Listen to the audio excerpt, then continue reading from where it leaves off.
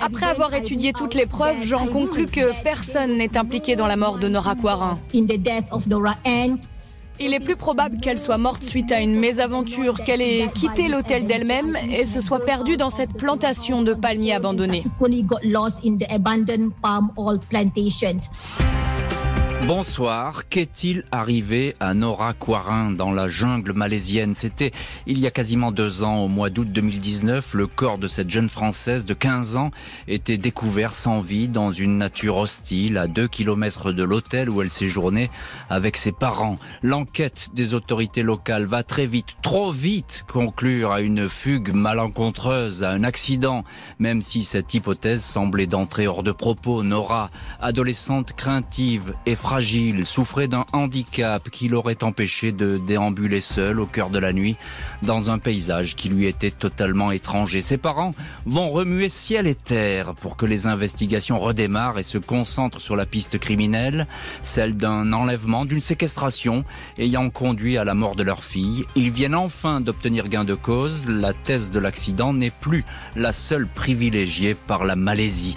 C'est ce combat, le long combat d'une famille pour la vérité, son espoir que la lumière se fasse sur cette affaire, c'est cette histoire que nous allons raconter ce soir. Nous recevrons le père de Nora, Sébastien Quarin, et nous écouterons son témoignage. L'heure du crime, présentée par Jean-Alphonse Richard sur RTL. Et ce soir, dans l'heure du crime, l'affaire Nora Quarin. À l'été 2019, en Malaisie, des vacances en famille pour cette jeune fille qui va soudain disparaître à la faveur d'une nuit sans lune. Ce samedi 3 août 2019, la famille Quarin débarque à Seremban, une ville de Malaisie à 60 km au sud de la capitale, Kuala Lumpur. Les Quarin, Sébastien, le père de nationalité française, Méhab, la mère irlandaise et leurs 3 enfants, arrivent de Londres où ils travaillent et vivent depuis une vingtaine d'années. Ils ont prévu de séjourner 15 jours dans le pays. Ils vont loger dans une réserve naturelle à l'entrée de la jungle, au pied d'une majestueuse chaîne de collines et de montagnes, le complexe touristique de Dunsun. 7 bungalows qui accueillent toute l'année une vingtaine de personnes, en majorité des randonneurs étrangers. L'endroit est sûr, aucun incident n'a jamais été signalé sur ce site protégé. Il y a même des caméras de vidéosurveillance qui filment les abords du petit complexe. Les Quarin prennent possession de leur logement. La nuit tombe, toute la famille se couche, les enfants dans une chambre, le père et la mère dans l'autre. Première nuit en Malaisie, jusqu'au lendemain matin, dimanche 4 août, 8h, avec des parents décontenancés quand ils viennent réveiller les enfants. Sébastien et Méhab Quarin découvrent avec effroi que Nora, 15 ans, leur fille aînée, n'est plus dans son lit. La fenêtre de la chambre est ouverte alors qu'elle était fermée la veille. Les parents ont un mauvais pressentiment. Ils savent pertinemment que Nora n'a jamais pu partir d'elle-même, fuguer dans l'obscurité. Elle en serait bien incapable.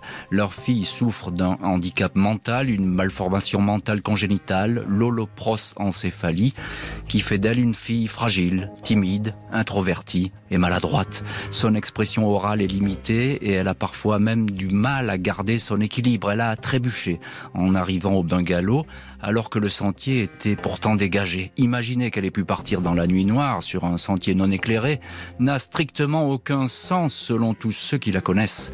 Les parents donnent l'alerte. Avec le personnel du complexe hôtelier, ils fouillent les bungalows, examinent la piscine, arpentent la nature environnante. Pas de traces de Nora. La police arrive sur place malgré la détresse et les explications de Sébastien et Méhab Quarin. Les autorités privilégient la fugue. Elles n'évoquent pas un possible geste criminel, un enlèvement. Bonsoir, monsieur Quarin. Bonsoir. Merci beaucoup d'avoir accepté notre invitation dans l'heure du crime. Vous êtes donc le papa de Nora et vous êtes en direct ce soir dans l'heure du crime. Je le disais très brièvement, monsieur Quarin, Nora n'est pas une fille, on peut dire, tout à fait comme les autres filles de son âge.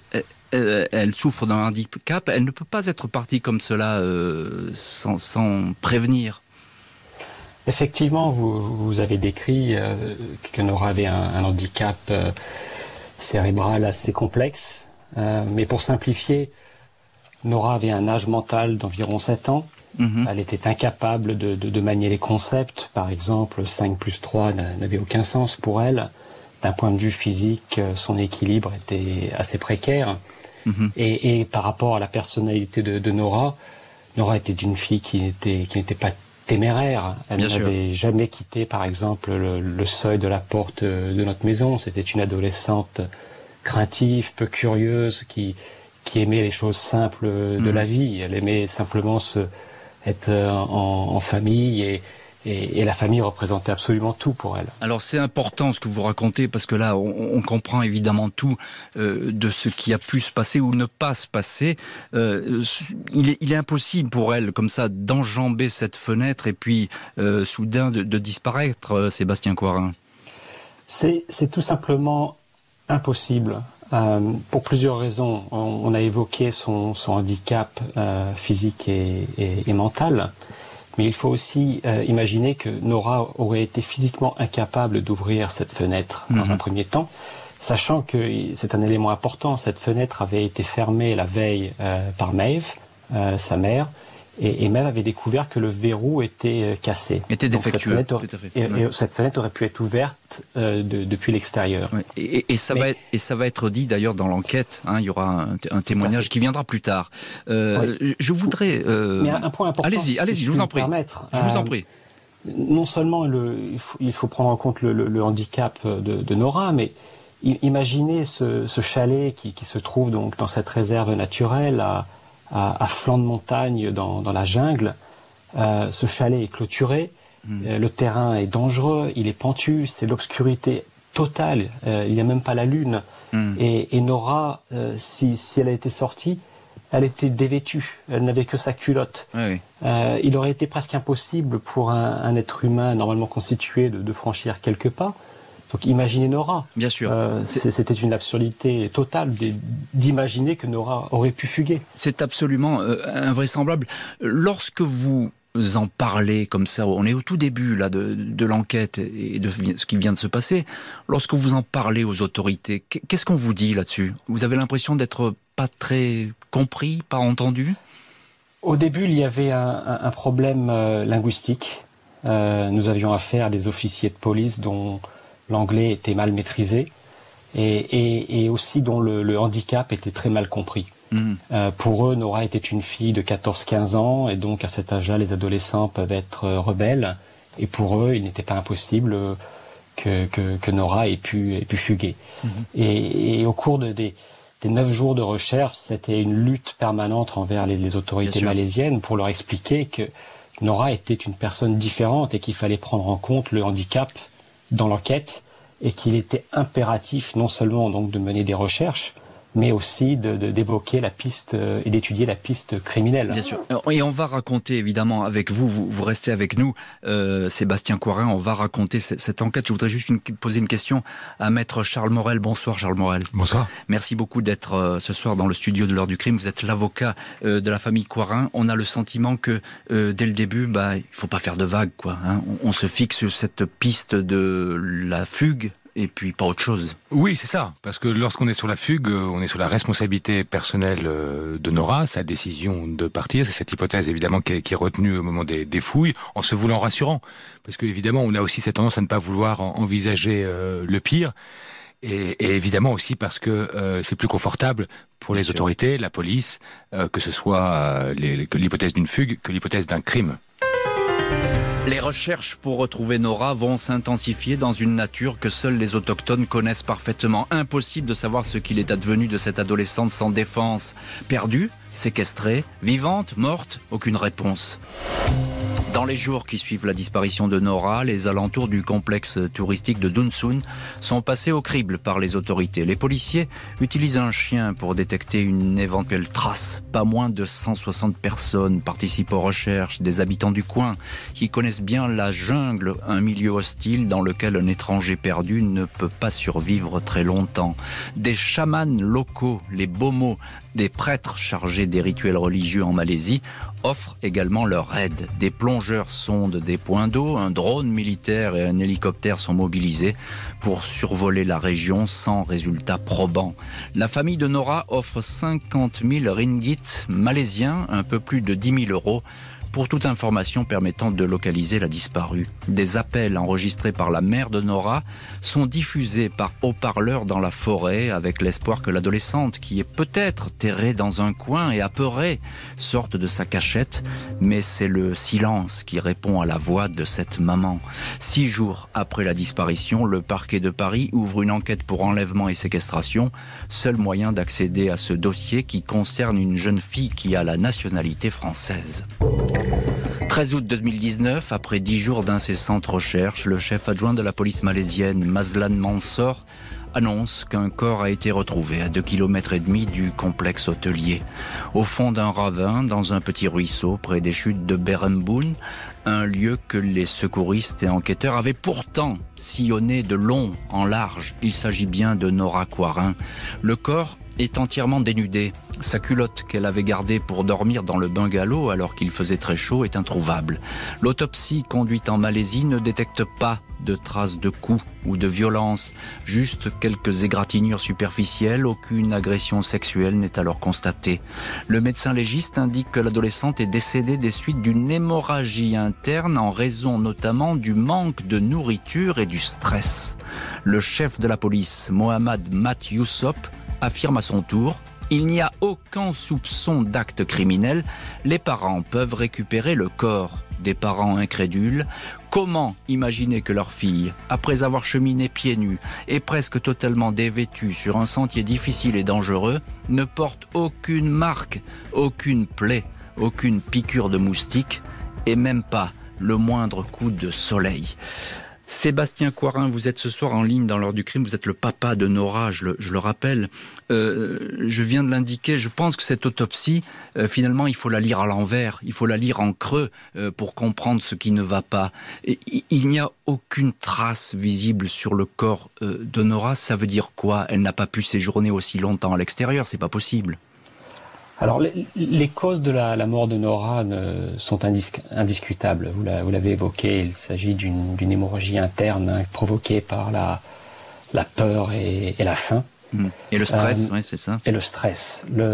Son corps était légèrement égratigné, mais incompatible avec une errance de 7 jours dans la jungle. À ce titre, lorsque nous avons dû faire l'identification du corps, nous avons pu apercevoir ses pieds et j'ai été interpellé par les quelques égratignures sur ses voûtes plantaires, totalement, encore une fois, incompatibles avec une longue marche. Une longue marche de 7 jours sur un terrain extrêmement rocailleux et dangereux. Ça veut dire quoi, Monsieur Quarin, selon vous? On peut imaginer qu'elle a été séquestrée, votre fille, tout simplement, et qu'ensuite peut-être elle a été emmenée là, alors qu'elle était déjà morte. Pourquoi pas? C'est possible. C'est une hypothèse qui nous semble plausible. Comme nous l'avions évoqué, l'hypothèse de la fugue est tout simplement incompatible. Est exclue, bien sûr. Est exclue. Par contre, effectivement, nous avions retrouvé, c'est un élément important, cette fenêtre ouverte dès que nous avions lancé l'alerte. Cette fenêtre, elle ne s'est pas ouverte toute seule. Bien sûr. Autre point, et c'est ce qui a été évoqué ensuite dans le verdict final, c'est que le juge a expliqué que les équipes de recherche se sont rendues à plusieurs reprises, dont le 6e jour, à l'endroit où Nora a été retrouvée. On sait très bien qu'au 6e jour, si Nora était là, elle aurait été impossible. Elle aurait été bien trop affaiblie pour... et l'argument d'une mobilité permanente invoquée par les forces de police, d'où pour justifier leur échec, ne tient plus debout. Oui, là on est déjà dans les failles de cette enquête qui n'en manque pas. Encore un petit point, Monsieur Quarin, est-ce que on sait selon l'autopsie la date exacte du décès de Nora ou pas du tout? Ça reste encore flou. On connaît la date du décès à environ 24 heures. Donc on sait que lorsque son corps a été retrouvé, Nora était morte environ 3 jours avant. Et donc on sait que lorsque ces équipes de recherche se sont rendues le 6e jour, c'était environ 1 jour avant sa sa mort. Un jour avant sa mort. C'est important parce que ça conditionne aussi un scénario qui peut apparaître et qui va pouvoir s'affiner peut-être au fil de cette enquête.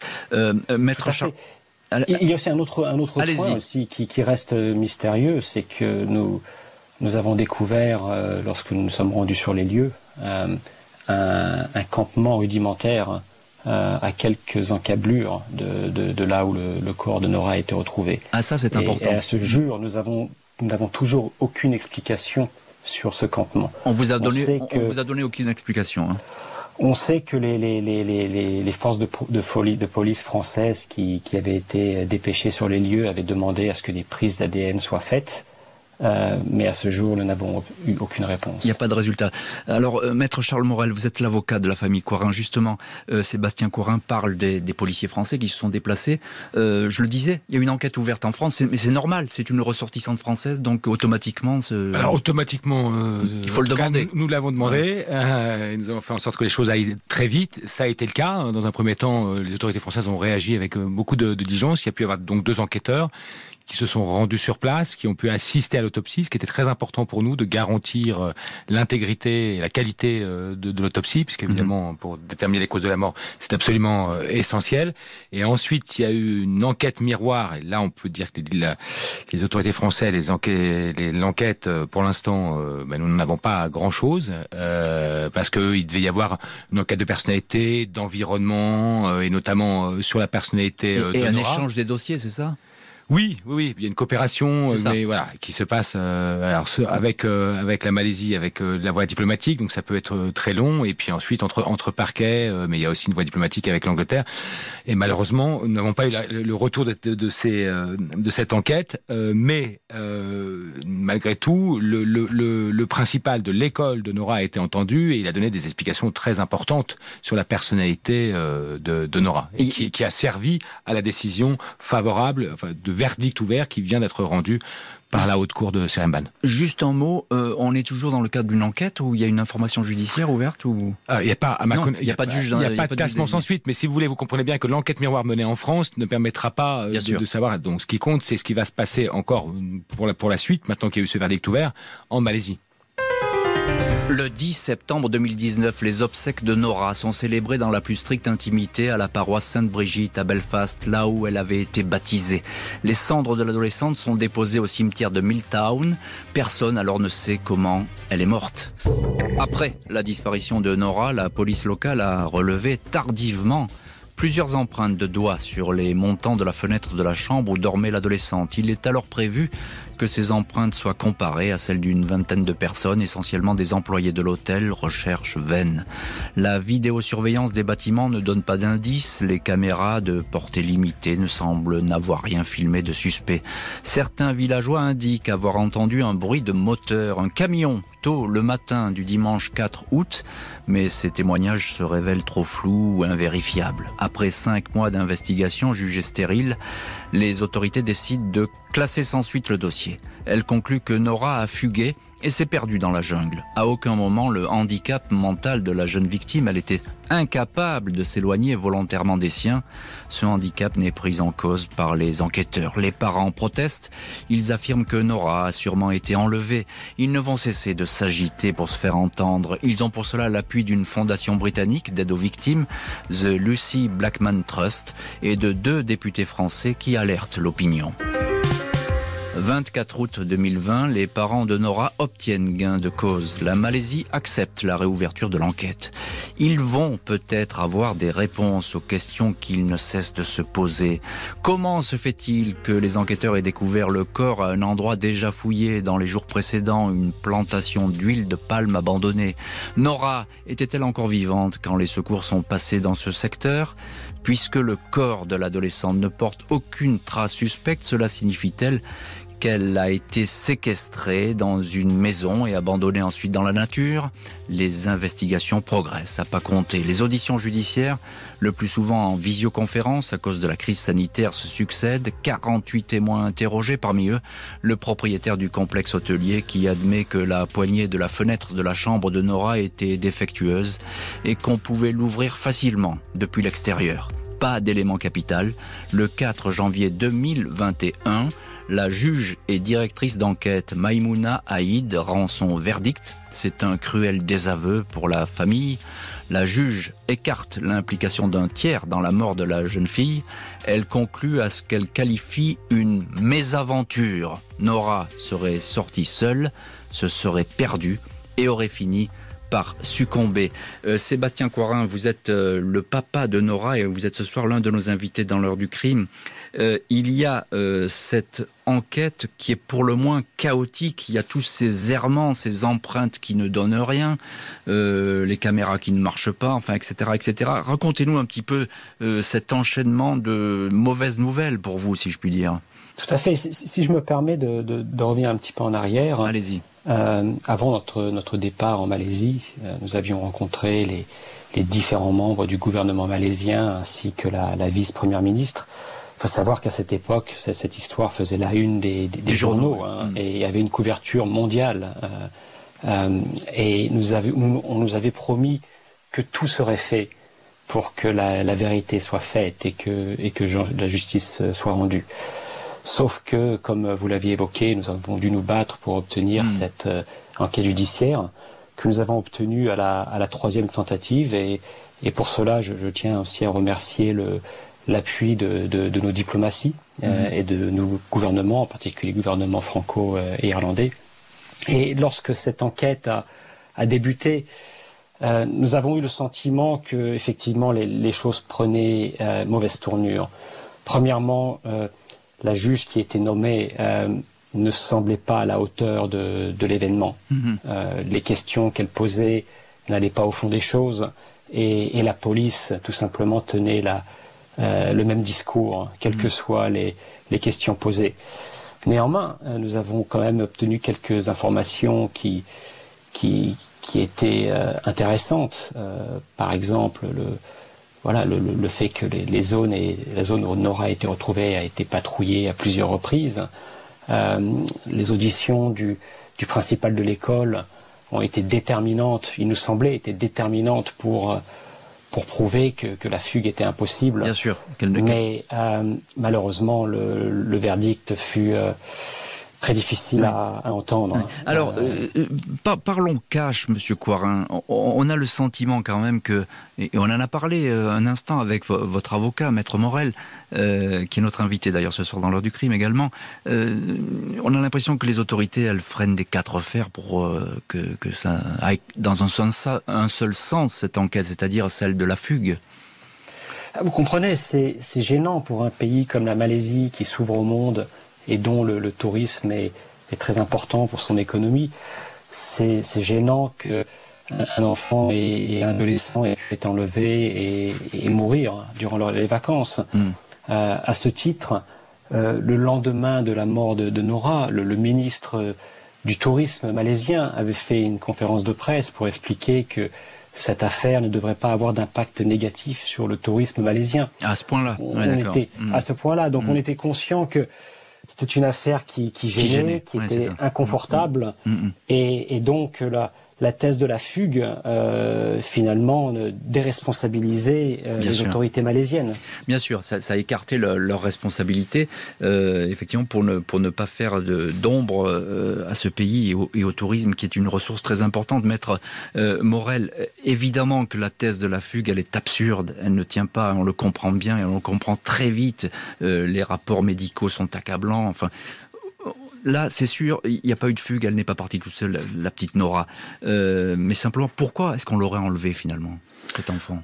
Alors là, on en est réduit à des hypothèses. On n'a aucune certitude. D'abord, évidemment, comme s'il s'agit d'un crime, c'est-à-dire d'un enlèvement, toutes les preuves ont été détruites, puisque pendant des jours, les personnes ont défilé, qu'on a commencé à réparer la fenêtre, que beaucoup d'empreintes ont été posées extérieures sur la fenêtre. Donc on doit essayer d'imaginer un enlèvement, le fait qu'elle ait pu être ciblée, parce que cet enlèvement n'est quand même pas anodin. Il faut rentrer dans le bungalow, il faut s'emparer de la jeune femme, et ensuite avec Plusieurs personnes possiblement, on n'en sait rien. Est-ce que c'est son handicap qui tout de suite l'a fait cibler? Tout ça, nous ne le savons pas. Parce qu'elle était fragile et que finalement c'était une proie peut-être facile, c'est ça? Alors facile ou pour d'autres raisons, vous savez, on peut imaginer, on ne sait pas quelle est la place. Là aussi, il y a une enquête à faire dans l'imaginaire de certains groupes. On sait qu'il y a des pratiques un peu étranges. On a regardé aussi à la frontière du pays des trafics. On sait qu'il en existe partout dans le monde. C'est ce qui fait qu'effectivement on cherche une vérité officielle, parce que évidemment un accident, ça arrive partout. Un crime, ça arrive quelque part. Ça a un contexte politique, social, religieux, des pratiques, voilà. Et donc on en est réduit aujourd'hui à des hypothèses, mais peut-être qu'on va pouvoir les travailler. Il y a des personnes qui peuvent parler, d'autres qui n'ont pas été entendues, des vérifications qui peuvent encore être faites, bien sûr. Les parents vont former un recours contre ce jugement qui arrête l'enquête devant la haute cour malaisienne. Seul moyen de faire casser cette décision. Nous continuerons à nous battre pour que l'histoire de Nora soit entendue, indique Mehab Quarin, la mère de l'adolescente. Ce mercredi 16 juin 2021, le juge Azizul Azmi Adnan de la haute cour de Seremban rend son verdict dans le dossier Quarin. Il avait été saisi par les parents de Nora pour la révision du jugement précédent qui avait conclu à une mésaventure, un malheureux accident. Le juge a lancé de nouvelles vérifications au Dunsun Resort, le complexe hôtelier où séjournait la famille franco-irlandaise, et a entendu toutes les parties. Pour la première fois, ce magistrat retient le fait que Nora avait des difficultés psychomotrices tombées dès lors que le terrain devenait irrégulier. Il admet qu'elle n'était pas une enfant curieuse ou aventureuse. Il exclut catégoriquement la piste de la fugue, considère comme improbable le fait que Nora ait pu se déplacer pieds nus en pleine nuit sur ces sentiers escarpés. Pour le juge, cette mort n'est pas le résultat d'une mésaventure. Il annule donc le verdict précédent et laisse le verdict désormais ouvert, décision qui rend théoriquement possible la relance d'une nouvelle enquête policière. 2 ans après la mort de Nora, sa famille ne sait toujours pas ce qui est arrivé réellement à l'adolescente, même si après bien des vicissitudes, elle a pour la première fois le sentiment d'avoir été enfin entendue et surtout comprise. À la fin de son délibéré, le juge de la haute cour indiquait « Nous n'avons pas été en mesure de vous aider à trouver les réponses que vous cherchiez, mais j'espère vous avoir aidé à vous accompagner sur le long chemin de la guérison. » Le long chemin de la guérison et du deuil, Sébastien Quarin, que vous parcourez, je suppose, toujours en ce moment. Il y a cette décision qui est importante, qui est, j'allais dire, presque réjouissante pour vous, et c'est bien normal. Qu'est-ce que vous allez faire aujourd'hui? Quelle va être la suite, selon vous? Bien sûr qu'on s'en est réjoui. On était même extrêmement émus de ce verdict. C'était l'aboutissement de 22 mois d'acharnement envers les autorités malaisiennes pour y parvenir. Maintenant, à ce stade, quelle est la suite à donner? Il est encore trop tôt pour se prononcer. Il faut être conscient que, bien que nous soyons persuadés que Nora ait été enlevée et qu'il s'agit donc d'un homicide, nous n'avons pas de preuves scientifiques, comme Maître Morel l'évoquait, de l'amateurisme. À cause de l'amateurisme et de certaines erreurs, nous avons perdu les empreintes. Le corps de Nora ayant été retrouvé le long d'un ruisseau, tout ADN tierce éventuel a été perdu.